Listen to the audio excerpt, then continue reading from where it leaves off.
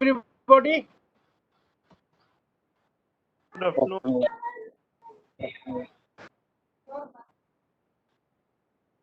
No. My first class is.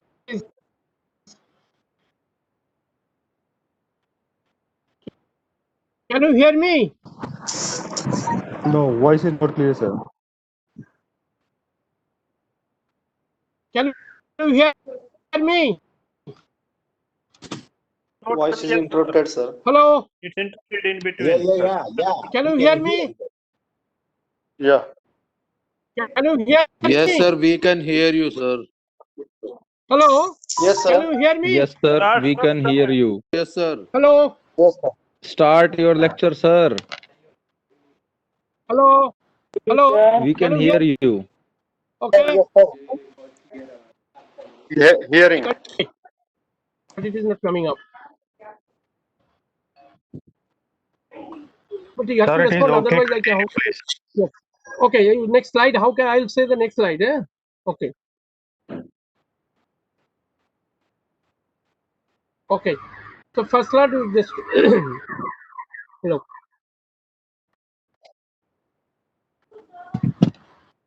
Good afternoon to everybody. The subject is, as you know, this is organelle of medicine, which gives an idea, basically, at the beginning, what is homeopathy and what are the different basic principles of homeopathy. Slide, first slide. Hello. Next slide.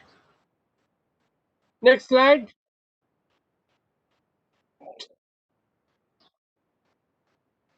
Hello.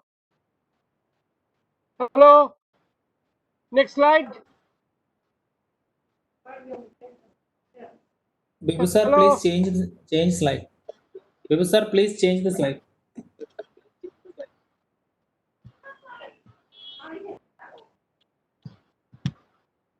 Homeopathy is a combination of the word homeo plus pathos.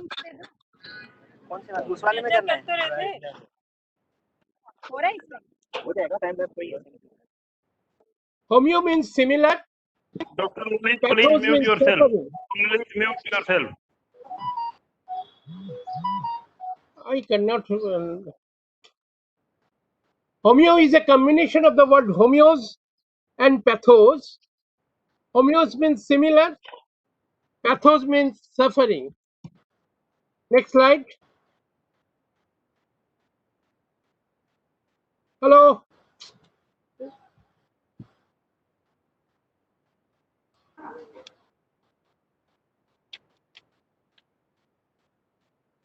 It's not possible to continue.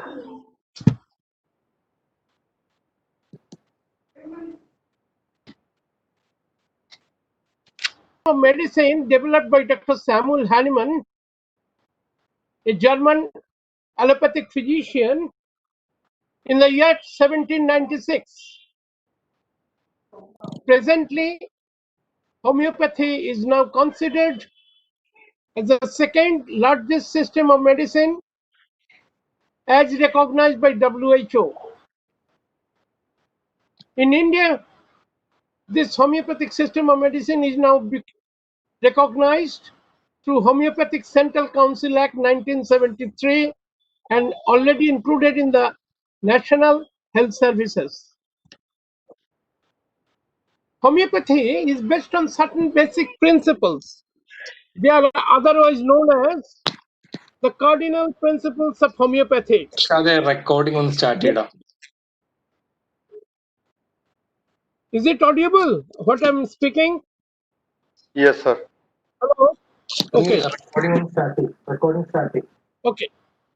Now there are 7 cardinal principles of homeopathy on which the whole homeopathic method of treatment revolves. The first of all, the law of similia, law of simplex, and law of minimum. The doctrine of drug dynamization, doctrine of drug proving, theory of vital force, doctrine of drug dynamization, and theory of chronic diseases. I will discuss one by one. The law of similia, the basic thing is that what a drug can cause in healthy human being, it can cure. What a drug can cause means the pathogenetic power of a medicine. What it can cure means the disease curative power. So I can show you that the pathogenetic power of a medicine is its disease curative power. So law of similia, it refers that diseases are treated and cured by medicines capable of producing in healthy persons symptoms similar to the disease to be treated. So that is the basic principle, that what a drug can cause, it can cure. Now what a drug can cause, it can cure. So if you apply this law in the therapeutic field, you need to know what a drug can cause. And that what a drug can cause, that can only be known by homeopathic drug proving. In fact, the law of similia was known prior to Hahnemann. If you go to the ancient literature, even in Hindu Ayurvedic books, the law of similia was mentioned. But the earlier medical personnel failed to put this law in the treatment of different diseases because they are lacking in the knowledge regarding what a drug can cause. The credit goes to Dr. Hahnemann, who developed this method known as drug proving, by which we can study the effect of any medicine on healthy human being. So law of similia is the basis of homeopathic treatment. So whenever you say that I am treating by homeopathy, that means you are giving a medicine which can produce similar symptoms in healthy human being. The second one is the law of simplex. That means to apply a similar medicine, but it must be given only one single simple medicine at a time. Please keep in mind the single simple medicine at a time. In homeopathy, we have to give only one medicine at a time, not 2, 3, 4 at the same time. Always we have to give one medicine at a time. Second one, simple. There is no scope of combination of more than one drugs in homeopathic prescription. That is one of the most important criteria for homeopathic treatment, that it must be only one medicine at a time, and this should not be the mixture of more than one medicine. Yes, it may need different medicines at different time period, but you should not give two medicine at a time while treating by homeopathic medicines. Now why we should give only one medicine at a time? If you know this logic, I'll discuss later on, because that needs certain basic idea of certain other things. I'll come at the last. That's why in homeopathy we always advocate by giving only one medicine at a time. I'll discuss later on. The third one is the law of minimum. Now you see these three law of similar, law of simplex, law of minimum. This is the three basic law to be followed during homeopathic treatment. What is law of minimum? Now, after selecting a homeopathic medicine, then you have to think over the dose. So this is in relation to law of minimum, means you have to give the minimum dose of the medicine. So in homeopathy, the dose relates 4 factors. One factor is the potency, quantity, form of preparation, frequency and number of administration of the medicine. Now one thing, suppose you have selected in a case you have given Bryonia. Now the next question will come, in which potency, 30, 200, 1 m, like that. Then the question will come about quantity. How much? Whether you will give 2 globules, 4 globules, 6 globules, or 1 drop, or 5 drops. That is important. So dose relates to quantity. Next, the form of preparation. Whether we will give in a liquid form or we will give it in solid form. Then the frequency of administration. That means whether you will give it every 2 hourly, 3 hourly, or after 1 day, 2 day, or every 7 days interval. And then the total number of administration of the medicine. That means how many times you will administer. 6 times, 4 times, 2 times, 1 time. So after the selection of the medicine, the next important aspect in homeopathic treatment is the selection of the dose. And that dose should be given in minimum. Please keep in mind that we in homeopathy, we give minimum dose of the medicine. Now, what do you mean by minimum? That is very, very important. That why we should give minimum dose and what do we mean by minimum dose? To understand these aspects, you need some basic knowledge of some other things that I'll discuss in short so that we can understand. Please try to understand that how homeopathic cure takes place. And before that, you have to know that what are the different type of action of a medicine. Basically, there are 2 types of action of a medicine. One is primary action of the medicine. Another one is the secondary action of the medicine. The primary action is the action of the medicine after giving the medicine. This is the initial action of the medicine on the living individual or the living being, or human being. So whenever you give a medicine, in the first step, there is an action that is known as the primary action of the medicine. Now, whenever you withdraw the drugs, there will be secondary action. Now, secondary action is the reaction of the vital force against the primary action. I will come later on the concept of vital force. But before that, just to, for the timing, you just consider that secondary action is the reaction of the organism against the primary action. And this secondary action may be of 2 types. One is secondary curative action and secondary counteraction. Now, this secondary curative action occurs during homeopathic treatment. And that's why after giving homeopathic medicine, there will be aggravation at its initial stage due to the primary action of the medicine.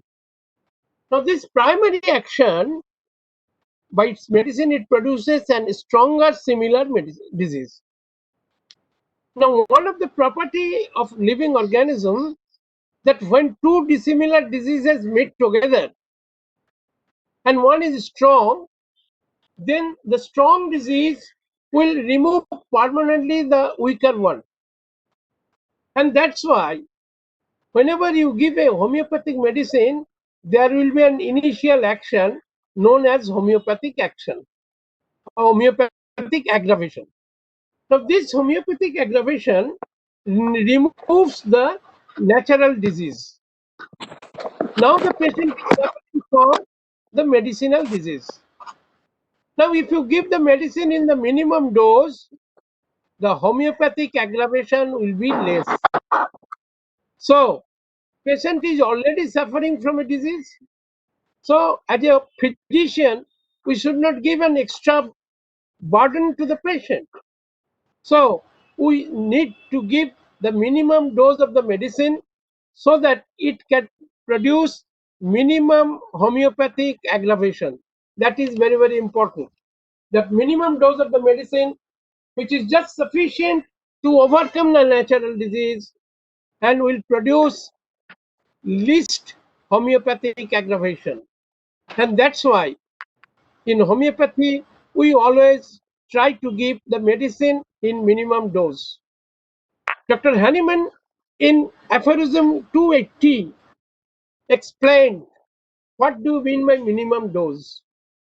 The dose which is just sufficient to overpower and annihilate the disease and capable of producing slight homeopathic aggravation. Please keep in mind, which is just sufficient to produce slight homeopathic aggravation, which can be scarcely observable after its ingestion, and that will be the minimum dose as described in section 280. Dr. Das, may I interrupt once? May I interrupt? Yes. Yeah, can actually the slide which has been shared and your talk, I think they are not correlating. So can you just? I'm sharing the slide from my side. Okay, and No. You see, it is not possible because something I am talking to convince the minimum dose. All are not in the slide. Okay, because within this short time, the whole thing you cannot put it in that way. You okay, understand okay, my point? It is okay. only to understand the minimum dose. I am talking only one minimum dose, but to understand why it is minimum dose, that needs certain background. And that background, if I go on, that is take another one class.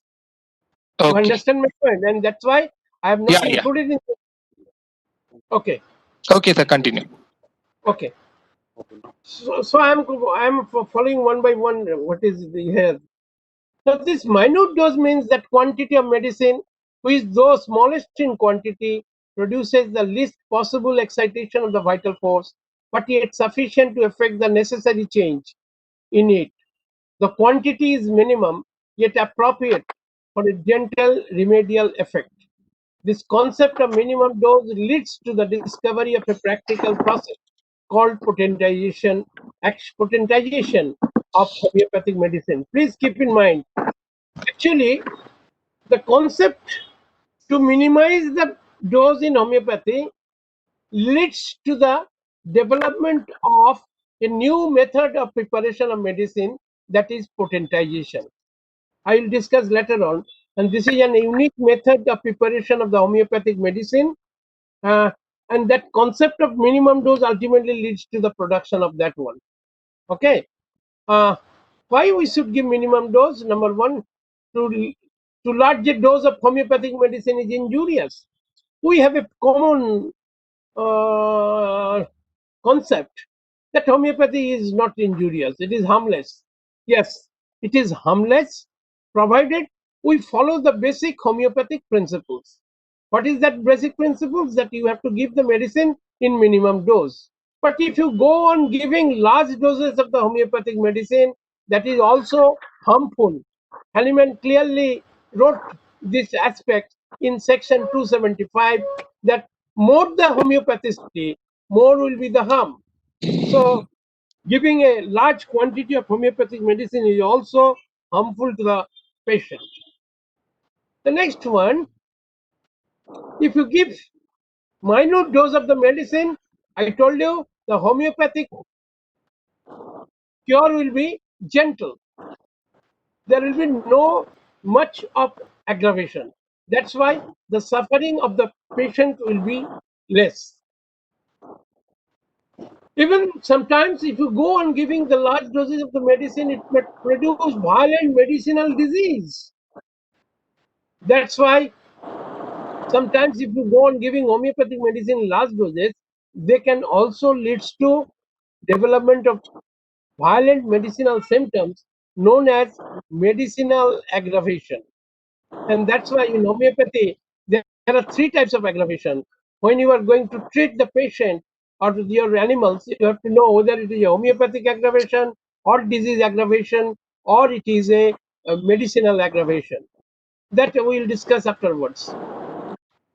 In nature, the minimum dose is in conformity with nature.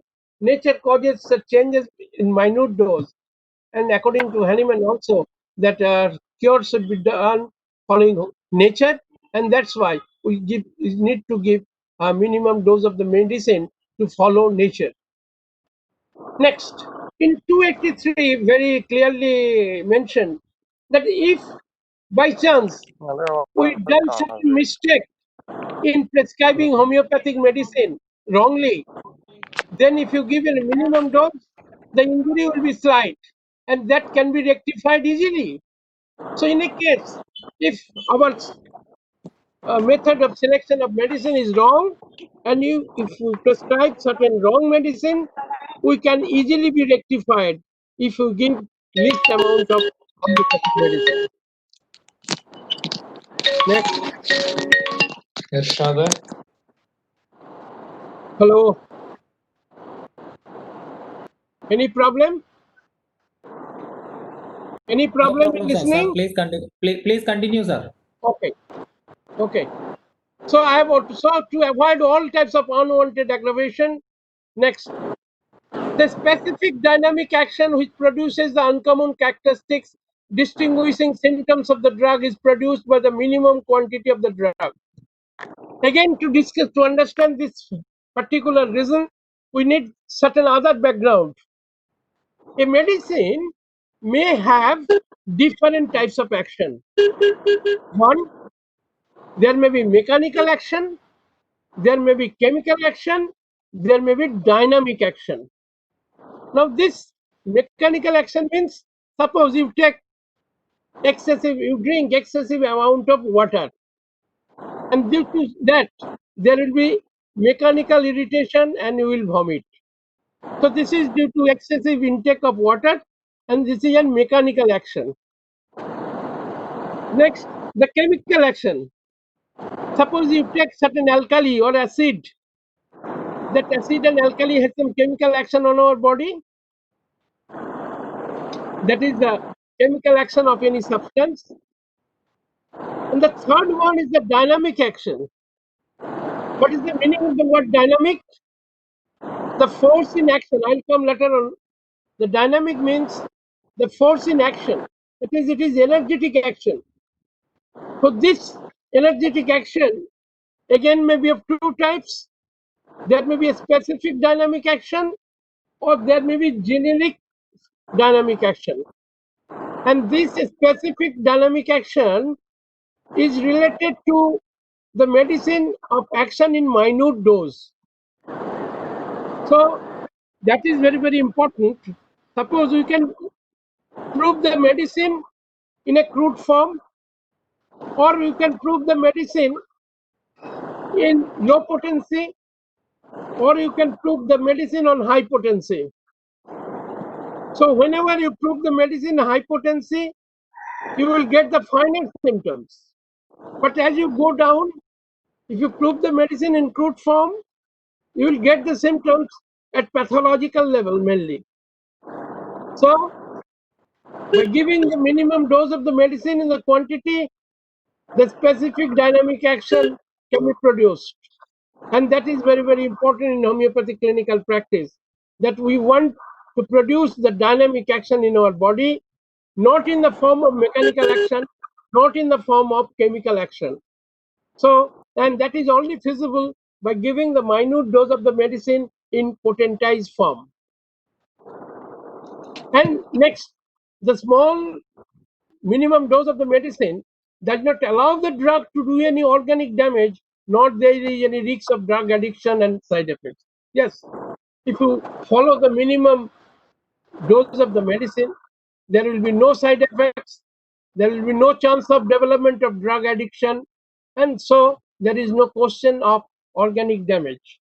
So for all these reasons, homeopathy, we always advise to give the medicine in minimum dose.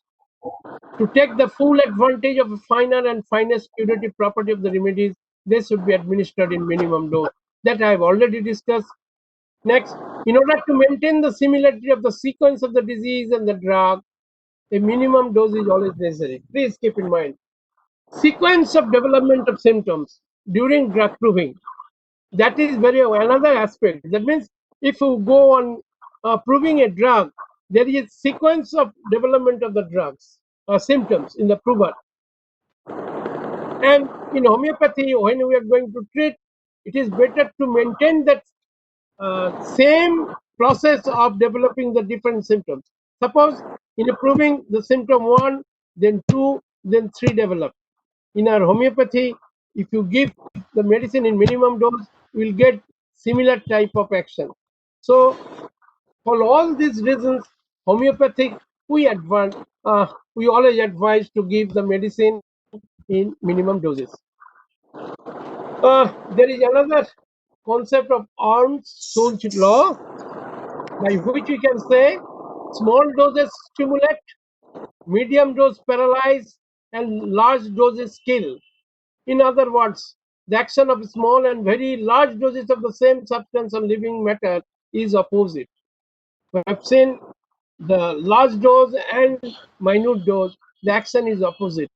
As we want to give homeopathy always in the minute dose, so in order to follow Arndt-Schulz law, that the minute dose will stimulate the organism, we must follow minimum dose in our homeopathic practice. And the last one, there is a law of least action. Law is formulated by Maupertuis, the French mathematician. The quantity of action necessary to effect any change in nature is the least possible. The decisive amount is always minimum and infinitesimal. So following this law of least action also, as you observed in nature, so similarly in homeopathic practice, we should always give minimum dose of the medicine. So please keep in mind, these 3 basic rules should always be followed in homeopathy. Hello? Hello? So in homeopathy, you have to select a similar medicine. You have to give a single medicine at a time. The medicine should be simple, and each medicine should be given in minute dose. So these are the 3 basic principles of homeopathy, basic principles of homeopathy. Next, the doctrine of drug proving. As I have already told you, that what a drug can cause, it can cure. So how to know what a drug can cause? It is by drug proving.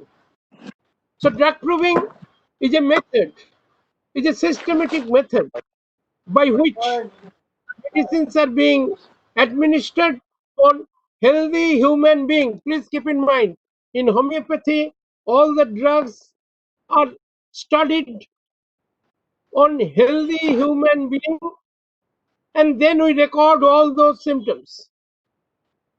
These are the basic sources of homeopathic materia medica.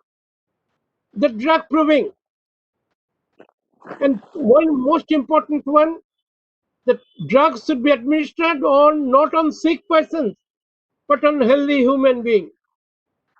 Why not sick? Because if you give the person on sick person, the symptoms of the disease and the symptoms of the medicine will be mixed together. So you cannot clearly differentiate between the two. What is our target? Our target is to find out what a drug can cause, and that can clearly be known by giving the drug on healthy human being in all age group, in various constitutions. I use the word constitution. In homeopathic, constitution means the mental and physical makeup of an individual. So to find out the disease producing power of different medicines, we have to prove the medicine on healthy human being, and that had to be recorded, and that ultimately leads to the development of homeopathic Metriomedica. Homeopathic drug proving is the main source of our Metriomedica, but apart from those, there are certain other sources like toxicological findings. Toxicology, whenever toxicological study, either by homicide, suicide, or by poisoning, we can also record all those signs and symptoms produced by those medicines or any toxic substance. But the problem, they are on crude form. But another sources of homeopathic medica, if you see the toxicological findings, that were also included. But the main sources of homeopathic medica is drug proving. The theory of vital force, please keep in mind, this is very important one in homeopathy, which makes it different from allopathic approach. And this what is vital force? The force which gives life to the material organism. Please keep in mind, at present, we know the chemical composition of each living cell, but yet we cannot produce a living cell by mixing all those chemical ingredients. In our laboratory till now, we are not able to synthesize a living cell by combining all those chemical ingredients. Think of cell culture. In cell culture, we have to take one living cell, and by culture, whether it is an animal cell or plant cell, we can produce millions of living cells by starting from a living cell. In case of plant cells, as they are totipotent, if you take a cell of leaf from leaf, you can produce the whole plant, because totipotent means any cell has the capability to produce any other type of cells. That means leaf cell can produce stem cells, leaf cells can produce the root cells. That means they have the capability to produce any type of cells. But in animal, cells are highly differentiated. You can, by culture, if you do the liver cells culture, you can only produce liver cells, not the other cells, because animal cells are not totipotent. But what is common to both of them? That you have to start with a single living cell. Now, whenever you are dissecting an animal or a human body, all the anatomical structures are there, but there is something different or something absent in that body which makes it different from a living and non-living one. So that absence of any energy in a body, according to Hahnemann, is known as vital force. So, apart from the material components of the living organism, there are something immaterial, that is energy-like, which gives it life. Without the absence, without this particular force, it is non-living. So the difference between living and non-living, according to homeopathy, it is the presence of that force, that energy. And that energy, according to Hahnemann, is known as vital force. Vital force maintains life. Now this life has two conditions. One is health, another is disease. Health is a normal condition of life. Disease is an abnormal condition. So the next question will come, that how vital force maintains health, how vital force maintains disease or causes disease. So role of vital force in health. That is very, very important to understand. Now, this, before going to these aspects of the vital force, next, what is the nature of the vital force? The first one, it is spiritual. Spiritual means not religious. It is immaterial. As you know, it is an energy. So there is no material existence. You can not see vital force, but you can only feel its existence through its function. I will give one example. You cannot see electricity. You cannot see magnetic power. But whenever an electric line is joined with a light, it gives us light. Whenever it connects with a fan, it rotates. That means the presence of this energy is being recognized by its function, by its manifestations. Likewise, we cannot see vital force, but we can feel the different functioning of the living organism. I am talking, I am moving, I am expressing my thoughts. They are nothing but the expression of the living system, and that indicates the presence of vital force. So, the vital force is an energy. It is no material existence. The next one, it is autocratic, self-powered. It is not being governed by anything else. It is self-powered. Automatic means it acts according to your own will, self-acting. The dynamic means the force in action that I have told you. And another, that is unintelligent and instinctive.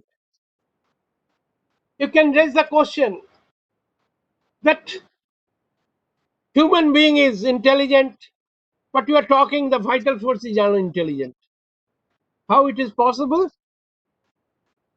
Yes, every energy is unintelligent. How? I'll give one example. The atomic energy.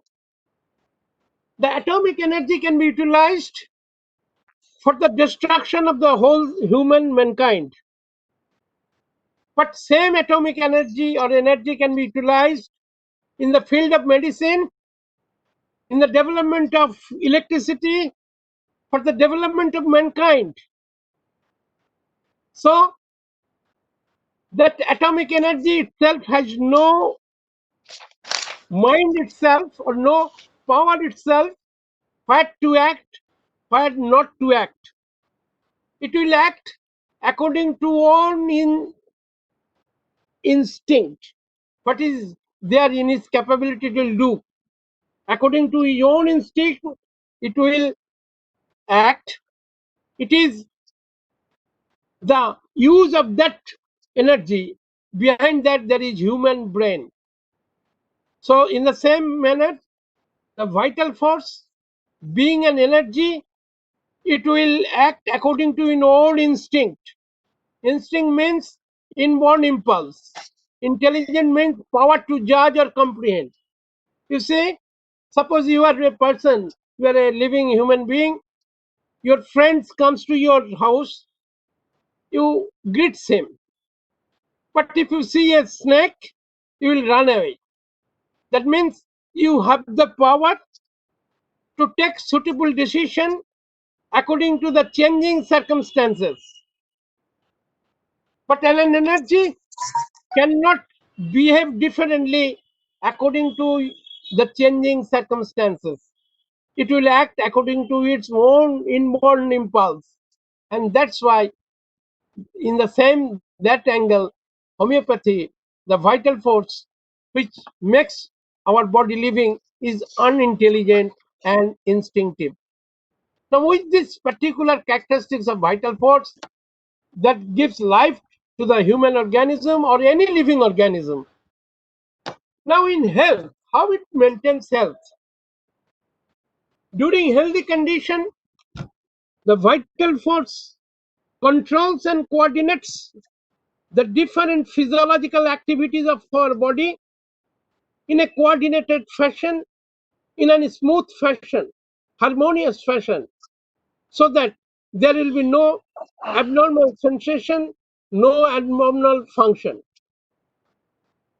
All the, you know that during human system consists of so many different systems having its own function, and they are interdependent to each other. Likewise, there is cardiovascular functioning, there is functioning of the respiratory system, there is immunological system, there is respiratory system, endocrine system, each functioning normally. Whenever the vital force acts normally, which harmoniously controls all those physiological actions. I'll give one example, very good example. It will be easy for you to understand. We have immunological system to prevent our body from foreign attack. So long your vital force is functioning normally, your immunological reactions will be normal. There will be normal production of antibodies. There will be normal production of cellular immunity. And then you will be able to successfully destroy the organism, and you will not the victim of the disease. That means so long your vital force is functioning normally, your immunological reactions will be normal, you will not be the victim of the disease.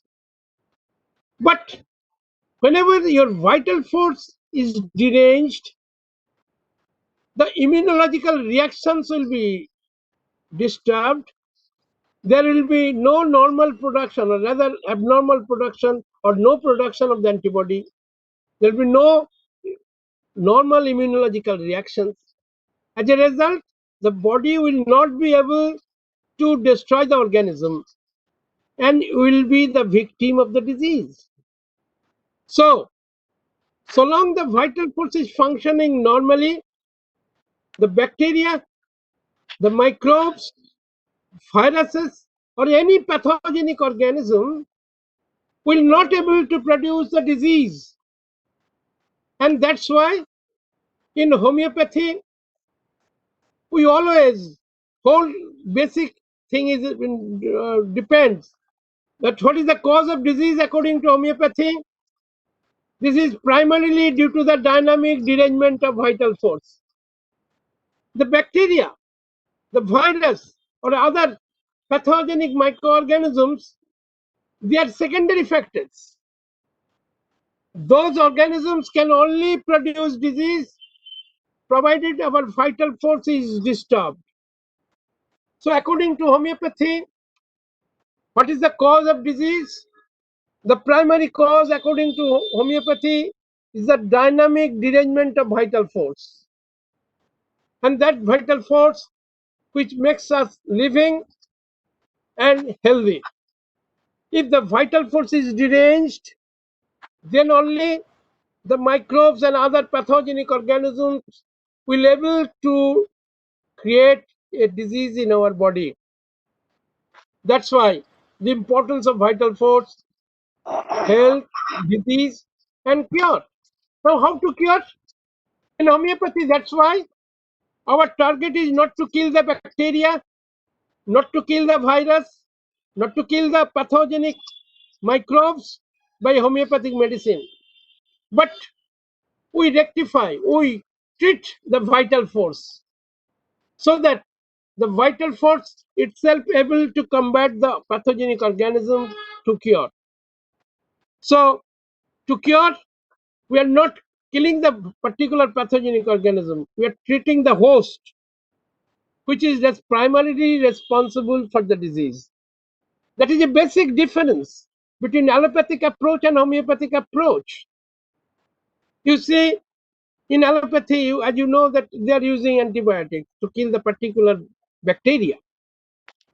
But again, whenever it is a common experience all us that yes, you kill the bacteria, the patient recovered, but again after a few days the patient recur. There is chance of every recurrence. But in homeopathy, if we treat the person without considering the organism, we can treat or you can cure the patient successfully.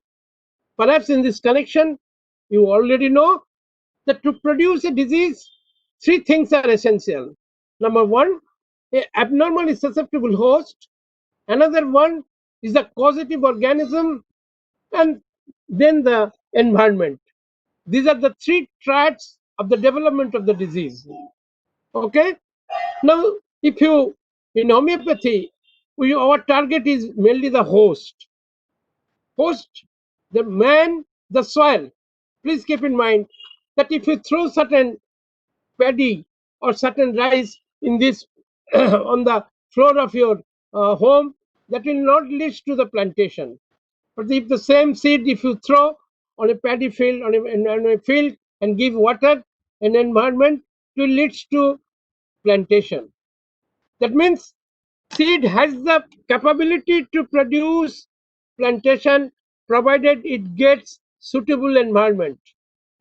Likewise, in the production of the disease, a microbe can only produce disease provided the host is abnormally susceptible. And that's why in homeopathy, we treat the person, not the microbes. And that's why homeopathic treatment is not based on the causative organism. This is one of the unique approach to treat and cure the diseases, that it is not dependent on the microbes. Even the microbes, as you know, go on changing time to time. Even you see the COVID, through mutation, it is changing. Likewise, homeopathic treatment is not based on the causative organism, which treats a person who is being attacked by this virus. So that that is an unique approach in homeopathy to combat the different diseases.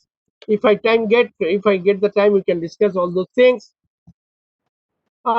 This practical time is limited, so that I have already discussed. So knowledge of vital forces, doctrine of drug dynamization, just is very important. I told you, Hahnemann initially started homeopathic treatment. Dr. Das, may I interrupt? Yes, yes. Yeah, can you, because I think that the slide correlation is not going on, can you just tell me right now you are just speaking about the vital force, right? Okay. Again, I'll talk from beginning. No, sir. You are discussing about the vital force in disease and vital force in cure, right? Or Yes, yes. yeah, now you are discussing about vital force in cure. Yes, I have completed that one. Now, next slide is here practical utilities of the knowledge of the vital force. No, and now I have already said whatever I have told. You have listened everything within that slide. So go to the doctrine of dynamization. Otherwise, we will not able to finish. Doctrine of drug dynamization. So, Yes, that is the second one. yeah, can you just help me that I think I have missed that. So, from the practical utilities of the knowledge of the vital forces, there now that slide is there now. Yes, you go on. That is, I have already discussed by, or may not be shown here, but I have already discussed. So Sir, go can you? Yeah, is it possible to just tell point by point? I have just clicked the first practical utility of the knowledge, that is to perceive the dynamic nature of his life. I think you can just list out and I will just go to the next slide like that. Okay. Okay. So one thing I already, to perceive the dynamic nature of life, I already told you that life is feasible due to the presence of this vital force. So to perceive the dynamic nature of life, its action and reactions which surmount the mere physical and chemical actions and reactions. You know what I have told you, that our different physiological actions is nothing but the expression of different biochemical actions and reactions. How it is possible? Because of the dynamic action. If we don't have any energy, we should not have all those chemical reactions. or reactions. So whatever we are doing, it is nothing but the expression of our biochemical reaction within the cells, and that is only feasible due to the presence of vital force. Number two, to understand the dynamic concept of health, disease, and cure that I have already discussed.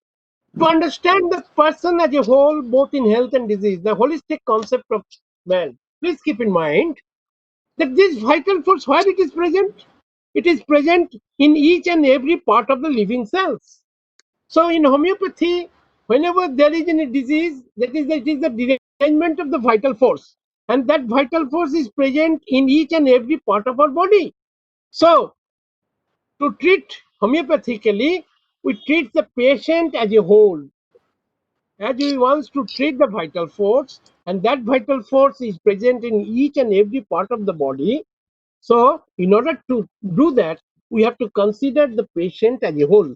That's why in homeopathic treatment, the patient may have 2, 3, 4, 5, 6, so many symptoms. And out of all those symptoms should be considered to form a totality of the symptoms, which can be corroborated with another medicine which is similar to it. So that holistic concept, that why we should treat the patient holistically, that depends upon the understanding of the concept of vital force. Next, to individualize each person from another. Yes, one of the most important characteristics of homeopathic treatment, that individualization. Individualization means each of us in this universe, both in health as well as in disease, is different from each other.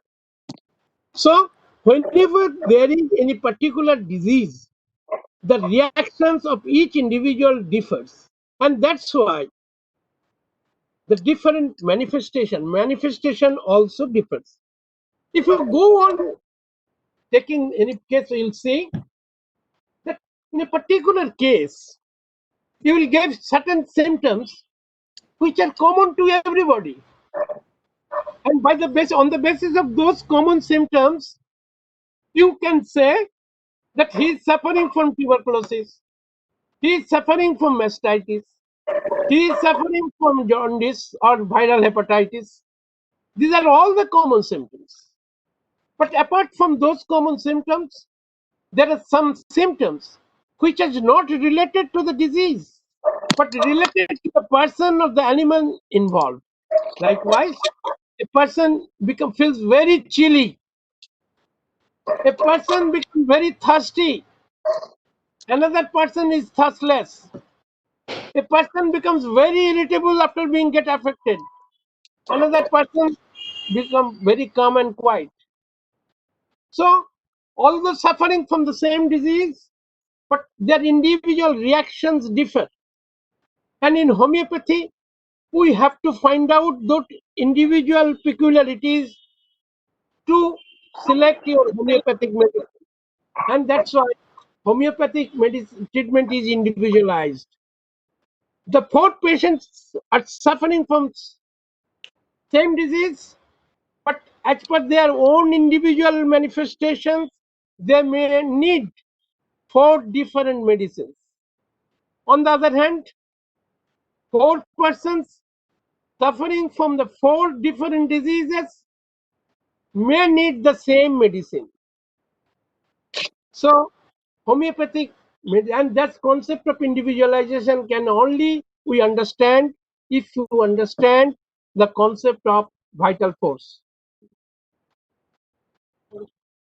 Next, to explain the curative nature of the homeopathic dynamic medicine, I already told you that a medicine may have action of chemical action, mechanical action, and dynamic action.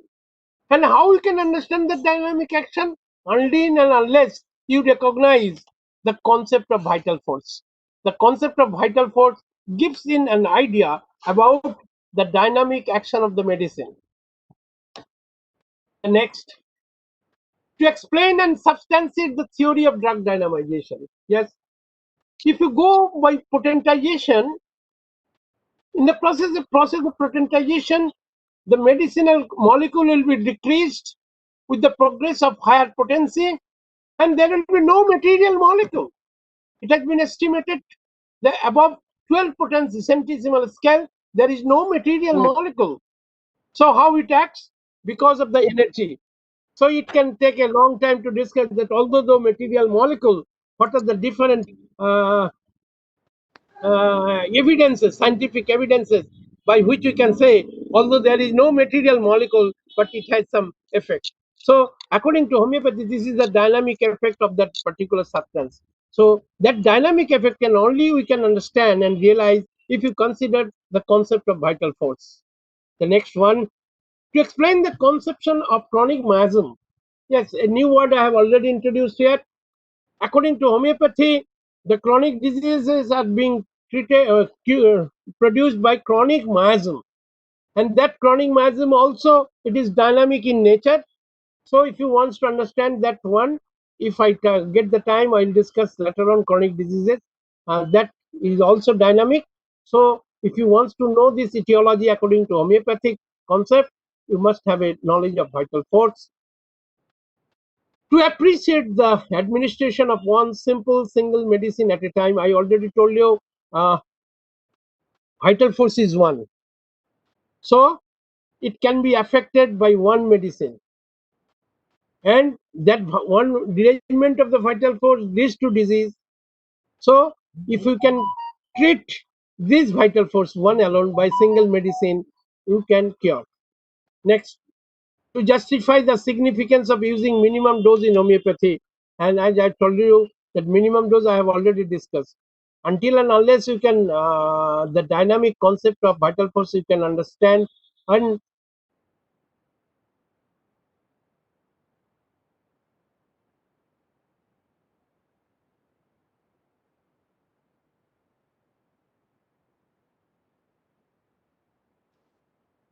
to understand the mindfully in homeopathy, not only we treat physical symptoms, but also we give much emphasis on the mind. Institutional treatment, physical and mental, all aspects should be considered. And mind is also immaterial.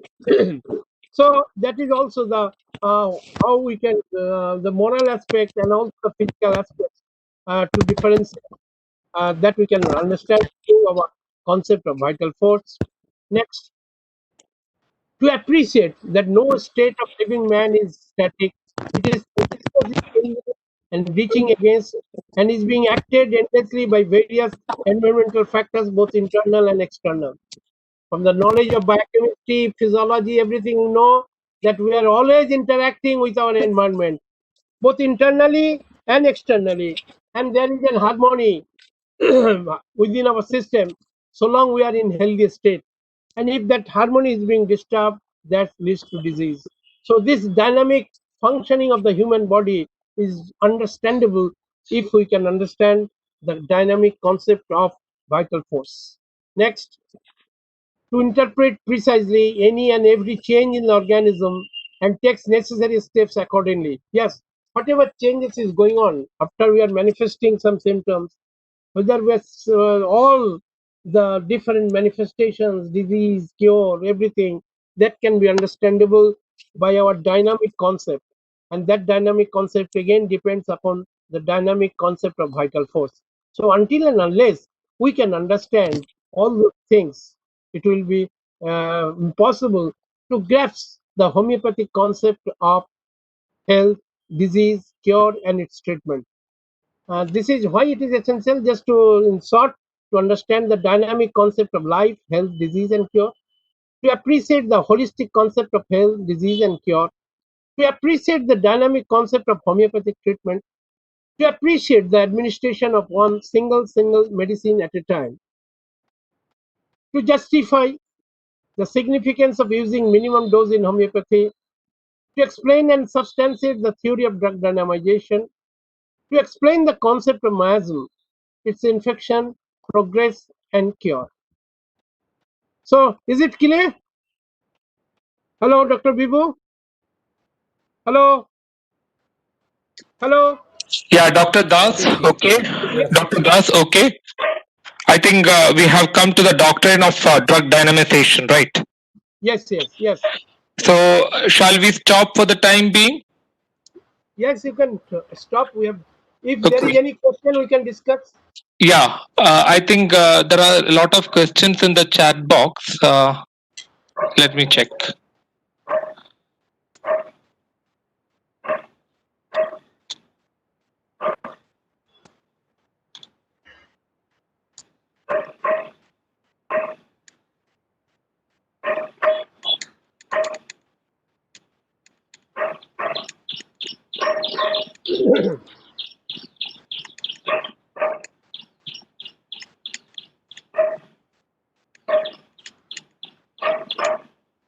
Please hold on. Yes, yes.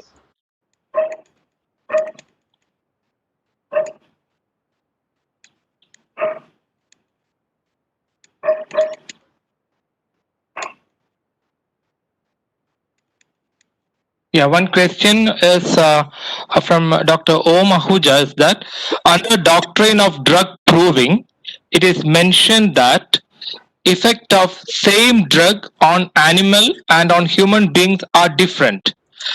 Then how the medicines be applied in veterinary science? He has got two questions. One question is, under the doctrine of drug proving, it is mentioned that effect of same drug on animals and on human being are different. Then how the medicines be applied in veterinary science? Very good question. Yes.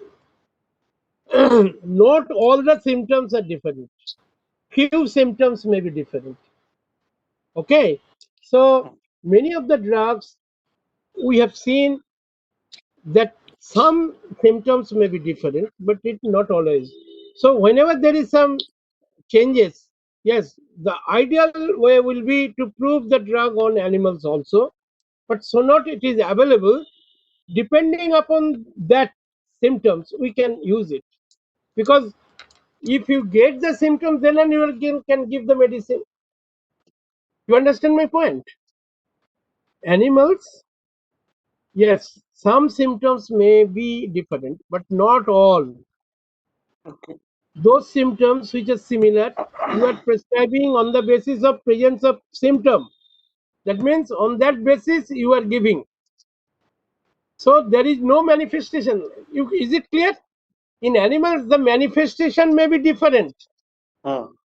Okay, but if you get similar manifestation what we have found in human being, on that basis if you give the medicine, it will cure. Very simple one. But ideally you can also try to prove on animals if possible. Okay, sir, he has also asked that, but today you are giving a combination of drugs are being given. So does it mean a violation? Yes, 100%. Total violation. It's not homeopathy. It is not homeopathy. You see, drug is proved on single. So we should only know the effect in one drug at a time.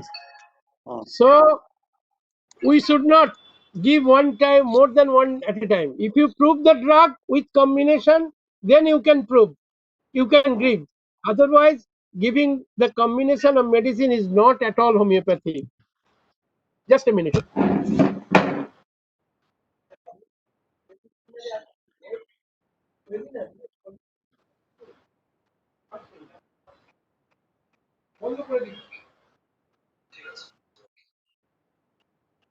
You understand my point? That is not homeopathy. Giving 2 or 3 medicine at a time is not homeopathy. It is a violation of homeopathy. Okay, and sir, another question is from Dr. Another question is from Dr. V.S. Bansal. He has asked, kindly clarified again mechanism of action of minimum dose. Mechanism of action of minimum dose.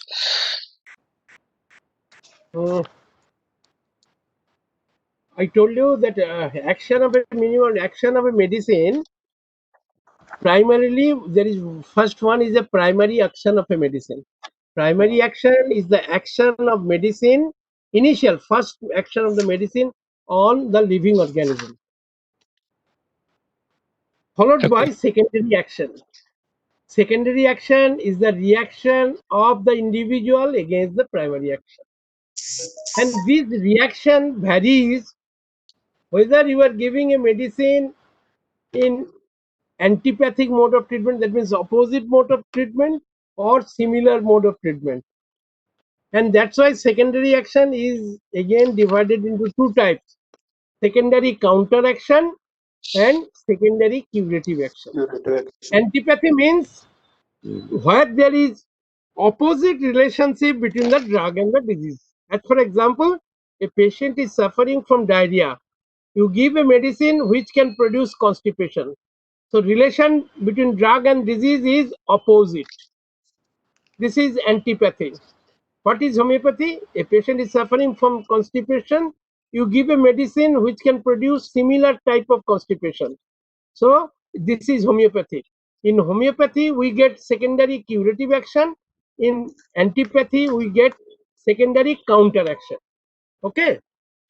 Okay. Now, whenever we give the minimum dose, what happened? Whenever we give a homeopathic medicine to the patient, it should be strong enough to remove the natural disease.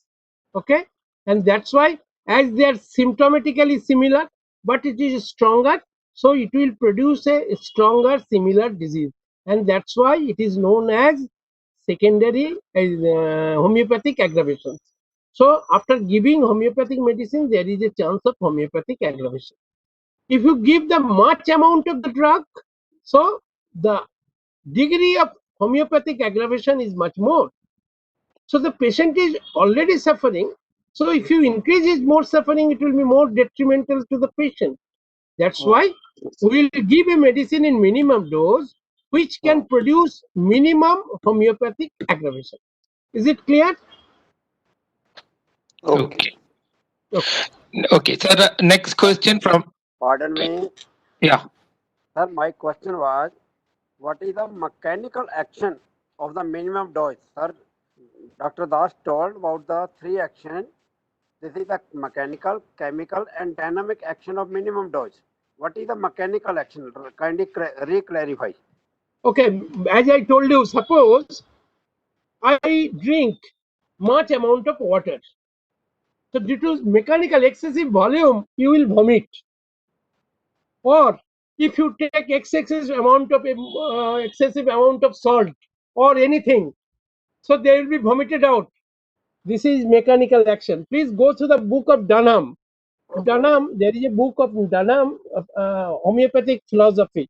If you are interested, in the chapter of action of medicines, you will get. He has described it in the three ways: the mechanical action, chemical action, and dynamic action. So it is a action due to the mechanical effect. Now I'm talking is volume. Volume is much more, so you are going to be vomited out. Chemical action, you are taking certain acid or alkali, so that is the chemical action. Is it clear?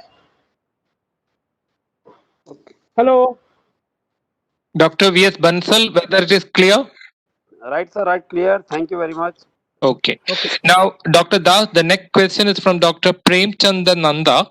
He has two questions. The first one, what he has asked is, was drug proving done by doctors on self or just a layman provided these scientific symptoms? That's the first question. And second question is, why no drug proving done on animals where symptoms are observable only and not subjective? That is, mind symptoms are very difficult to interpret and difficult in different species. These are the two questions asked by Dr. Premchand Nanda. I'll ask once more. First one, was drug proving done by doctors on Okay, self? one thing. Please, one by one, you say. It will be Yeah, easy for okay. me. Okay, First one. okay. First First one, one. was drug proving done by doctors on self or just a layman provided these scientific symptoms? Okay. You see, if initial stage, Hahnemann himself and his friends, doctors, they have proved the drugs. And according to Hahnemann, the best prover is the physician himself. So, most of the proving of the drugs comes from Dr. Hahnemann himself and his other students, people, they have done it. So sources are like that. If you go through different source book, that will get not the common man. But now at present we are trying to get, if the physician is not possible, we are giving to the common people to get the symptoms. But our Mathematica mainly based on symptoms by Hahnemann, proved on his students, doctors. Okay. Next one. Is it okay for Dr. Premchand Nanda?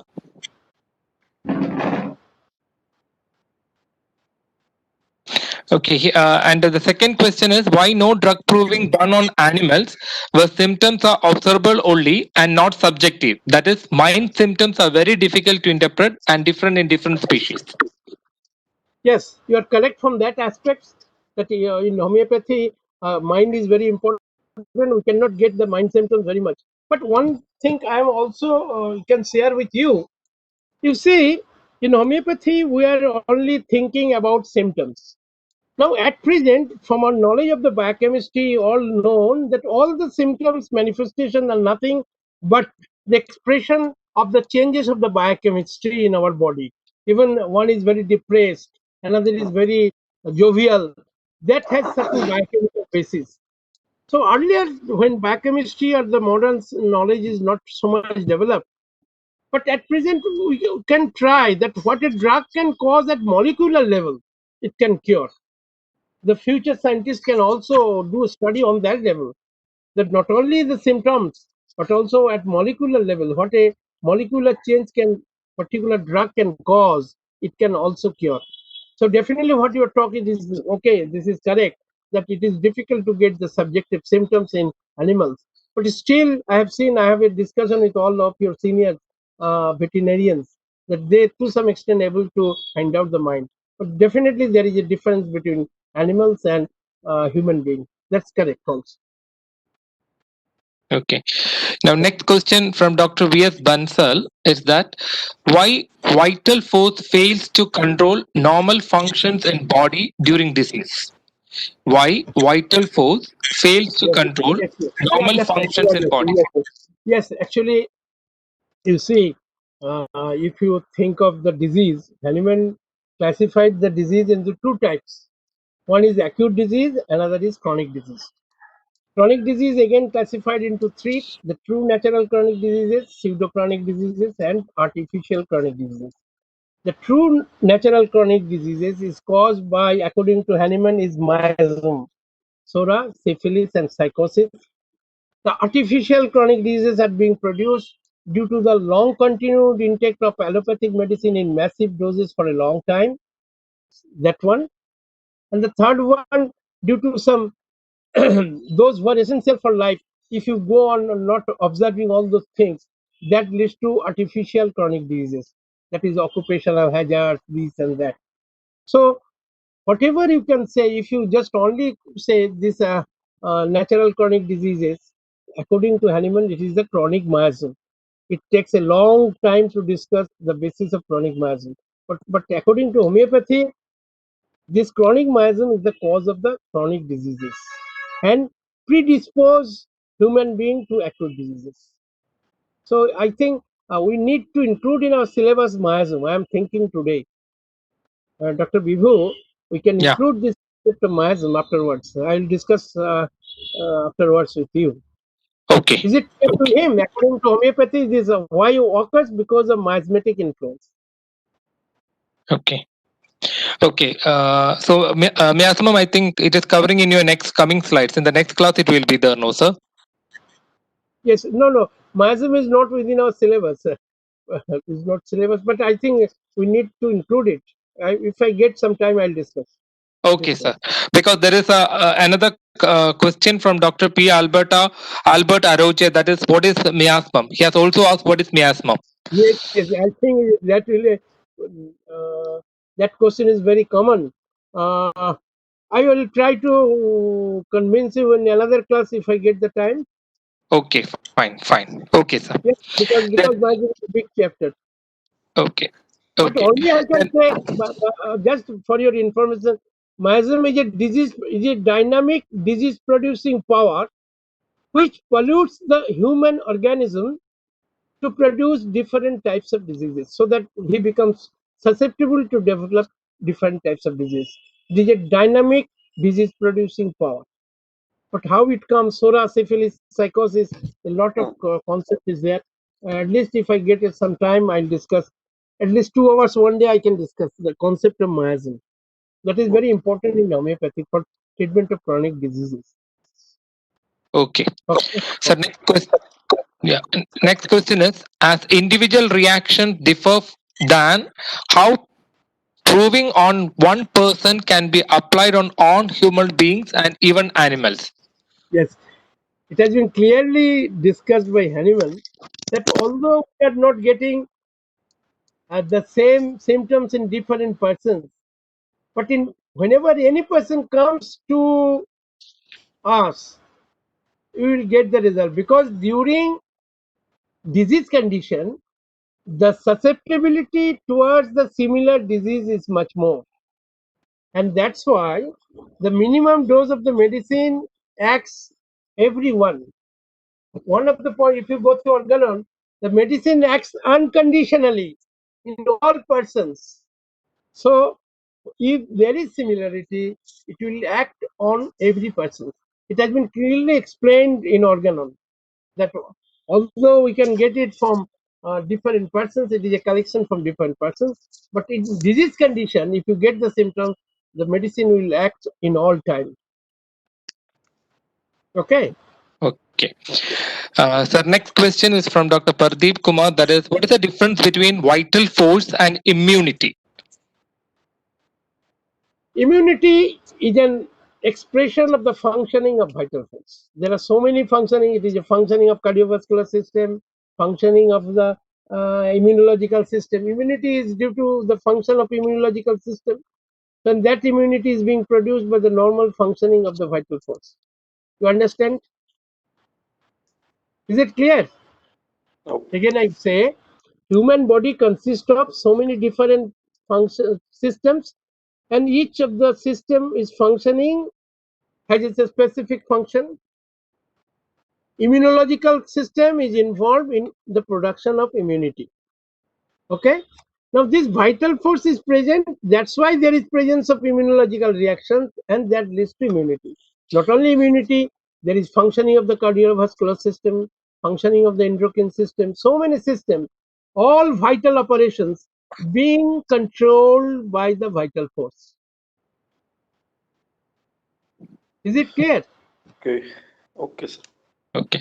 Now, next question is from Dr. Sarida Man. That is, the question is, why dynamic dearrangement of vital force happens? So many Why? causes there. I told you, if you go through Hahnemann, he told it basically miasm, but there are certain accessory circumstances like environment, like lifestyle, diet, sexual habits, age. If you go through the present concept of gene environmental interaction, perhaps you know that all chronic diseases now considered, most of the cases are gene environmental interaction. Here also in our homeopathy, it is the miasm and accessory circumstances. Actually, there are certain slides, you see, just go on accessory circumstances. Dr. Bibu, Yeah. I'm we'll hearing, go sir. through circumstances. I have already one by one. I didn't get you, sir. Yes, you go down the other slide. Okay. Change slide. Okay. Accessory. 1 minute. 1 minute. 1 minute. In the slide section, which one you want, sir? Go down, you'll see the miasm and accessory circumstances. Definitely. 1 minute.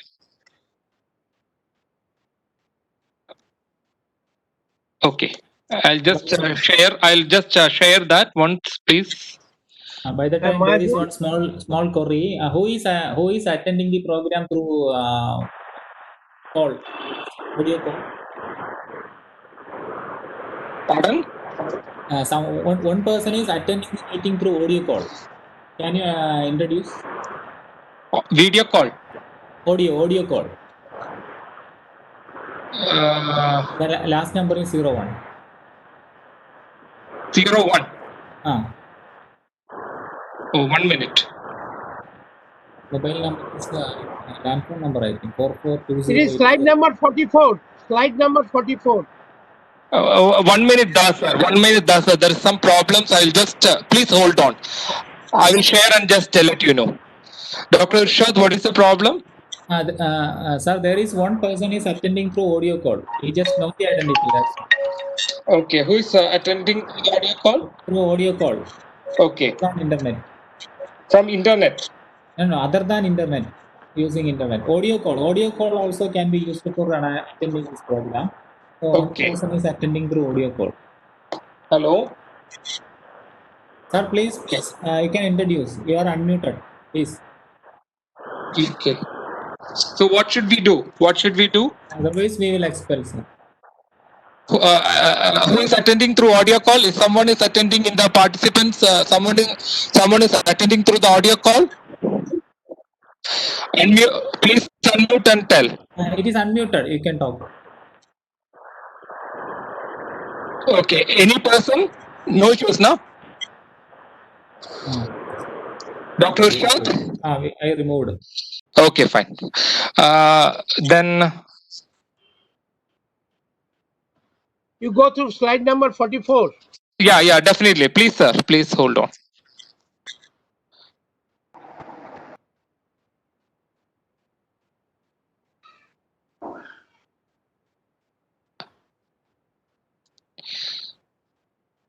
Slide number 44. You just see. Yeah. Yes, sir. 1 minute, sir. 1 minute.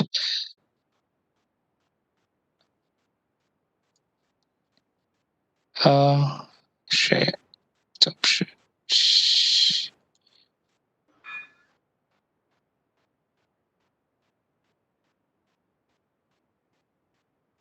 One by one, you go below. Then you get it. Yeah. I think 1 minute. It is being shared. Is it possible to see? This is 45, 44. 44 miasm. Yeah, accessory miasms now. Okay.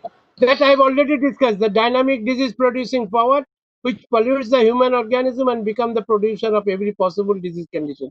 Next, accessory circumstances. Next one, accessory circumstances. 1 minute, sir. 1 minute. I think there's a problem with my sharing. I will just stop sharing and join once more. Okay. It's a problem. Please hold on. Okay. Please, I will just share once more that 1 minute.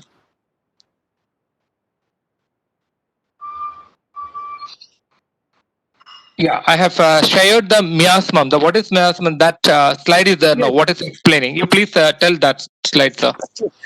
Miasm, the dynamic disease producing power which pollutes the human organism and become the producer of every possible disease condition.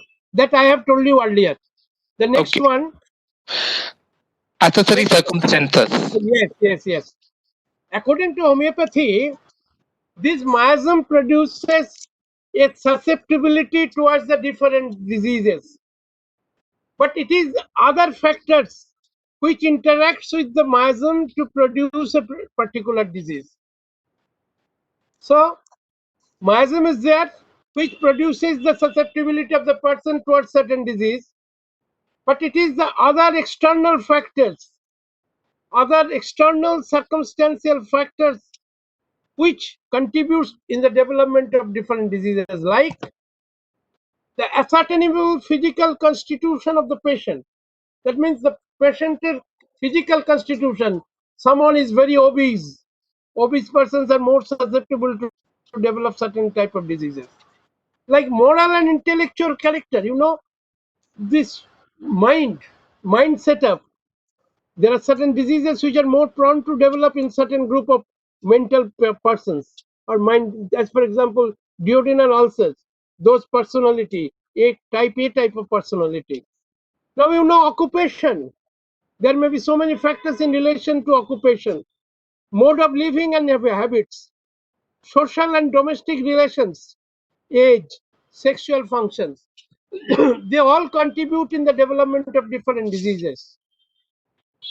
So next slide, Dr. Vivo. Miasm plus accessory circumstances. Yeah, factors accessory.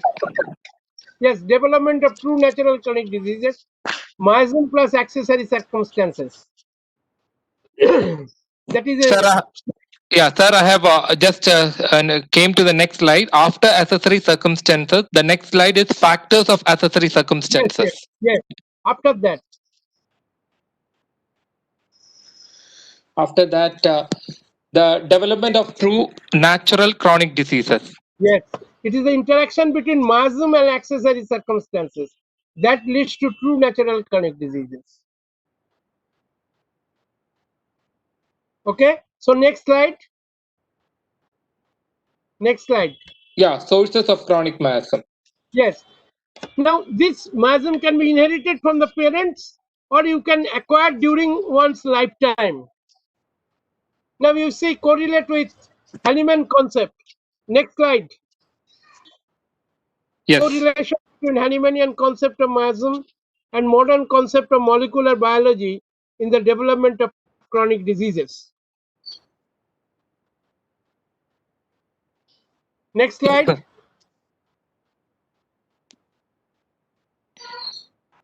I have changed. Yes, yes. Correlation between gene environmental reaction.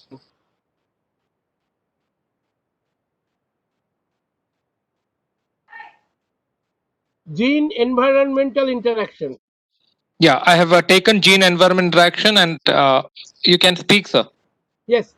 Now, you see, now, suppose cancer, many of the diseases, like suppose one example, cancer. Cancer may have a gene, but that gene may not express to produce the disease until and unless it comes to an environmental exposure.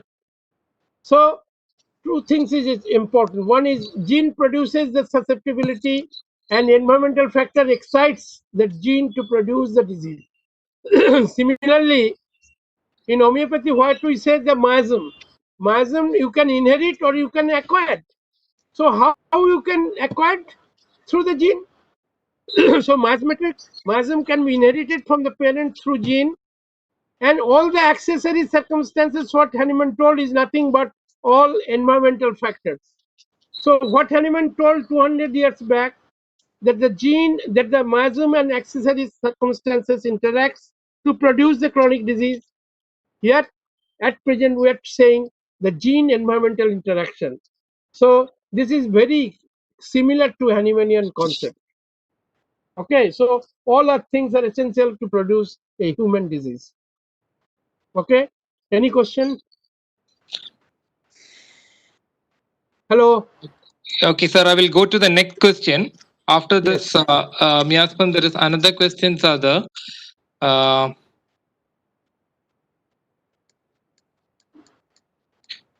We have already seen what is the difference between vital force and immunity we have shared. Next question is from Dr. Bhagesh Mishra. That is, how multiple symptoms can be treated with minimum dose at a time? You see, we have to collect all the symptoms, out of which we have to select a medicine which can produce similar symptoms. We have seen we can take all those things, but another concept is there in mixed miasmatic cases. In mixed miasmatic cases, we have to treat first psoric symptoms. When the psoric symptoms will be removed, then we have to see which miasm is predominant, either syphilitic or psychotic. So according to, we have to find out. But we have to consider the totality of the symptoms on the basis of which we have to select the medicine. It is possible because whenever you see our drugs, the drugs also acts in different systems, producing different types of symptoms. And that's why out of which you have to give the maximum similar. You may not give 100% similar, then you have to give the maximum similar medicine. Likewise, you have to go by phases. Okay. Okay, sir. The next by Dr. Anil Kumar. He has asked, are the homeostasis and vital force same? What the Homeostasis. Homeostatic mechanism is there now within the body. No. Yes, yes. Homeostasis means that it maintains a static condition, equilibrium, maintenance of equilibrium, like by positive feedback, negative feedback. So these are all the manifestation of the functioning of the vital force. You understand? It is as the vital force controls harmoniously, there is establishment of homeostasis. Okay, the equilibrium is being maintained by homeostatic mechanism due to the functioning, normal functioning of the vital force. So long the vital force is functioning normally, homeostasis mechanism will be normal. If the vital force function is disturbed, that homeostatic equilibrium will be disturbed, leading to certain derangement of the body, leading to the development of certain diseases and its manifestation. Is it Okay. clear? I think that is clear for Dr. Anil. Now, next question by Dr. Premchand Anand again is that was drug proving done by that we have already asked. I think he has already asked that. Now, next question by Dr. Sunil Bishwi is that homeopathic medicines available in market, which is combination of various homeopathic drugs, are violation of homeopathy? Yes, we were trying to stop those medicines.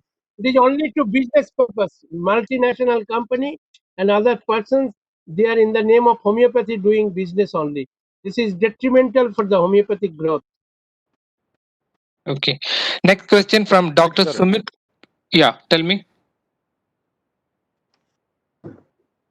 Dr. Sunil? Okay. Now, next question is from Dr. Sumit Kumar. That is, if an animal is showing multiple symptoms and we have to adopt multiple medicine, then which medicine should be given first and the another medicine for different symptoms after how long? One thing, please. I am practicing on human being. I'm a doctor in human being.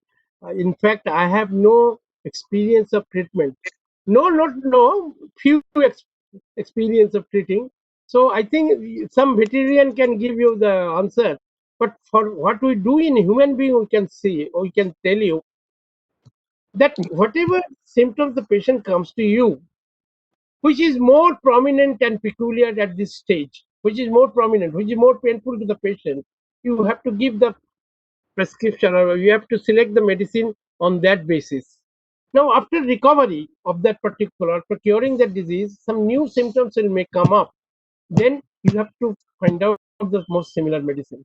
So, likewise, you have to go by uh, peeling of the onions layers like that. We used to say that these are all nothing but the expression of the different miasms. So one miasm removed, then another miasm will come, then you have to. Likewise, you have to treat the most troublesome symptoms first, followed by other symptoms, as far as possible to select a most similar medicine. You cannot, that's why you cannot cure a disease of person or animal by one medicine only. But the rule is not to give a combination of all those medicines. You give one medicine, follow it up, see the result.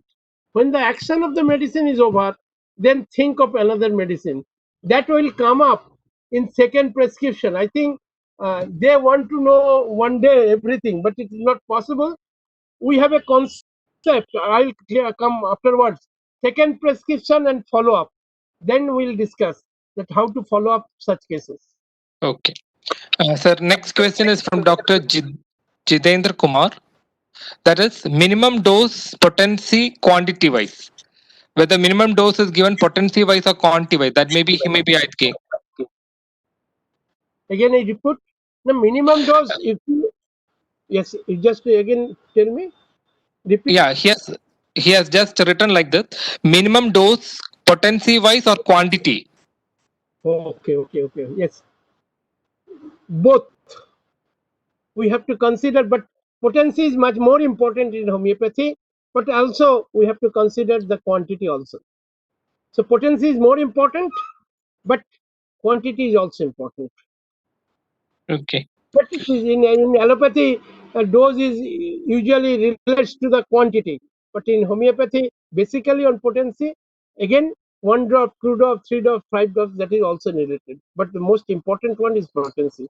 So minimum dose, it relates both in quantity as well as quality.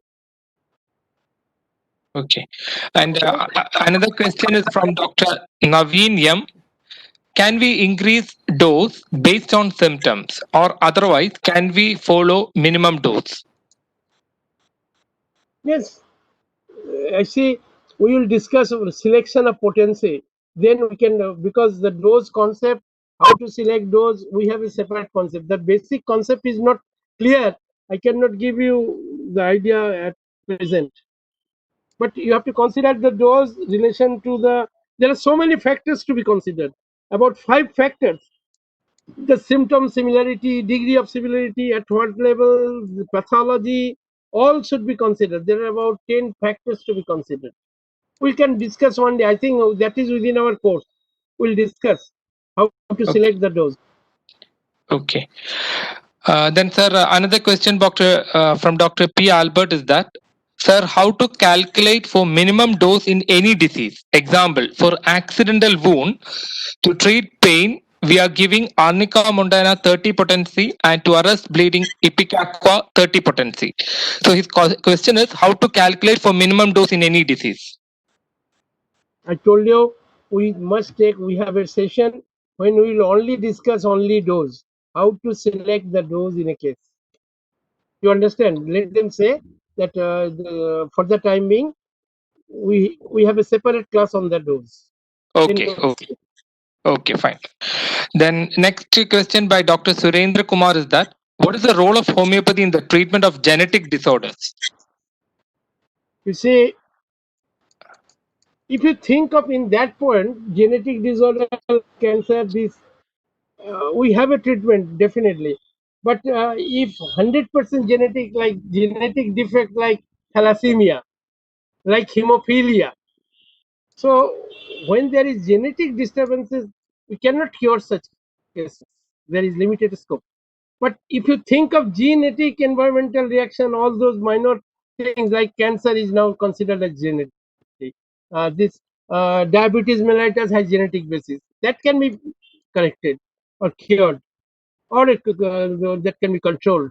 But as regards the total genetic disorder like thalassemia, like hemophilia, so 100% cure is not possible. We have limited scope. Okay. Okay. So next question is by Dr. V.S. Bansal is that, Dasar told that miasm are similar to chronic diseases, and in the slide, miasm are fundamental cause of chronic diseases. Clarify, please. No, I never say miasm is the chronic disease the same. I never say miasm is the fundamental cause of chronic diseases. Okay. I Then never say never cause of chronic disease. okay. Now, other thing, I think we have already discussed. That is, Dr. Satyendra Kumar has again asked what are miasms. That we have already shown them. Then another question from Om Ahuja is that in veterinary, Goyal Vet Pharma is manufacturing medicines with mixture of multiple homeopathic medicine. Who will stop them if it is not homeopathic? The same problem in human being also. In India, many multinational companies, starting from Germany, they are not using in their own country. But in India, as persons have some weakness on homeopathy, they are using the word homeopathic terms in their manufacturing units and producing so many things and claiming this has cured this. It is not only a problem in veterinary, but it is a problem in human being also. We are trying to stop it, but unfortunately, so many influence of the multinational companies, we are not able to fight against the combination. That is the unfortunate part in our country. They are not manufacturing or using in their country, but they are marketing in India. Okay, sir. Again, Dr. Om Ahuja has told that we require separate council of veterinary homeopathy. Yes. Then another thing from Dr. Manik Pawar is that, are you not using combination of homeopathic remedies in multiple symptoms in human beings? No. We are against this. No, Okay. never. In Calcutta, we are using classical homeopathic approach. Okay. And another one by Dr. V.S. Bansal is that most of the homeo doctors in pharma companies, most of the homeo doctors and pharma companies use combination of medicine. Why Homeo Council not taking any action against these? You see, there is a problem in the definition of what is a homeopathic medicine in our law. In Homeopathic Pharmacopoeia of India, the definition of the homeopathic medicine is according to the homeopathic principle. But in Drugs and Cosmetic Acts, there is a word and their combination. And that word has been introduced long back. We are fighting for a long time, but we are not able to remove it. Even they are trying to make combination of high potencies. We are trying to some extent to stop that one. But whatever is going on from earlier days, we are still not able to stop it. But definitely, we should need to stop all those quackery. I say quackery because it is not according to homeopathic principles. But for business sake, multinational companies, their money is much more powerful. So in the meeting or in the different committees, they have their own people. And we fail to convince or stop that one. With this particular and their combination within the definition of Drugs and Cosmetic Acts, they are doing like that. Very unfortunate, very unfortunate. What you say, very unfortunate. Okay. Sir, then another question is that what are the side effects when we use combination of homeopathic medicine? Or combination of homeopathic medicine is against the principle of homeopathy. What are the side effects? You see, and you see what is the basic concept? What a drug can cause, it can cure. We do not know the action of those combined drugs on the human system. So if you go on giving for a long time, they will produce their own symptoms. So they will produce their own symptoms for a long time. So in one, according to homeopathy, we have suffering from a natural disease, and you are adding another drug disease due to long continued use of those combination medicines, and that will be more harmful. You understand my point? If you prove the drug in combination, see the result, and then you give no problem. But without understanding the what will be the combined action of all those medicines, because A plus B may not act as a combination of AB. It may be a new drug. So in your allopathy also, perhaps you know, when you are, I have seen in allopathy also, they are also trying to avoid the combination of different drugs. So from that point, as homeopathic knowledge of drug proving is based on single medicine, so homeopathy we advocate only one medicine. If those medicine in combination are being proved, then we record all those symptoms. On that symptoms basis, we can treat. I have no objection. But without proving all those things, if you give 1, 2, 3, 4, 5 medicine without knowing its combined effect, it is against the law of homeopathy. And it is harmful also. Okay. Sir, I think next question is Dr. Perez is asking, I think it is to me, that is, can we veterinarians practice homeopathy after this diploma? I think I will answer Dr. Perez is that I have already discussed all these things when we have taken the orientation program in Kerala Veterinary and Animal Sciences University. So I don't want to repeat it again and again. So if you have attended that orientation program, definitely I have told the all the aspects, everything. Your question has been clearly clarified at that time.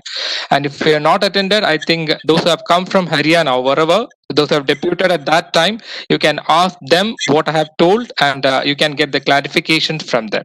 And I think there is no more questions in the chat box, and I think there is no other more questions. And so I will just inform the students of this PGCVS that we have some problems regarding the slide sharing and everything. I think we'll try to resolve in the next session, because Das sir was not able to upload his slide from his side, so that when we change the PPT also, I was also not able to correlate with that, because from a single slide point, I think he was telling in detail about that. Okay, so I think next time we'll try to solve this issue, and this section will be okay. And one more thing is that all the students have to join before time, because in between the time it will be very difficult. Okay, so I will be thanking Das sir, and he will be continuing in his lectures through the schedule which has been given, and the next schedule as detailed in that which has been given to you. According to that schedule, we'll be conducting the next class. Okay, so thank you, Dr. A.K. Das, and thank you all the others for